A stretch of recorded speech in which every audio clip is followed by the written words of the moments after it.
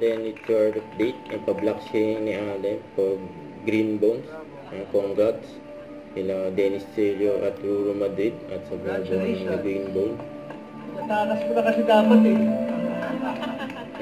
Ayun si Alden, ang katabi niya si Barbie.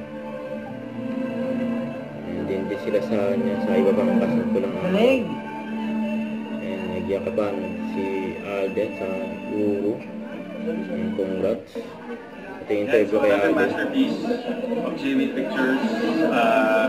I was taken to a journey of different emotions and how yung transitions ng different characters really vary depending on the circumstance presented around them. Congratulations to first Ms. Anelgozo and Ms. Nessa, to the whole JV Pictures team. Grabe Ms. Ange and Sir Ricky, napakahusay ng screenplay.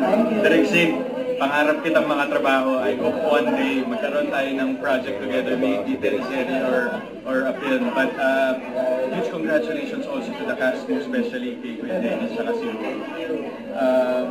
I was so surprised, I was so amazed on how they delivered the roles. And ang ganda lang ng mensahe ng pelikula. Very timely siya with the holidays right now.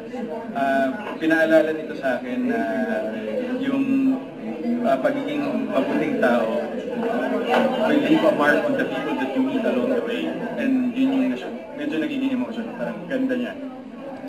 On how the ending especially during those moments na parang minsan life will not define you based on what wrong you have done and what wrong you have left. So I think yun yung isa sa mga dadalhin ko from this film. Congratulations! Napakagandang pelikula. Don't forget to subscribe and click the notification bell for more updates. This is with your reaction vlog. Stay tuned for more updates. See ya.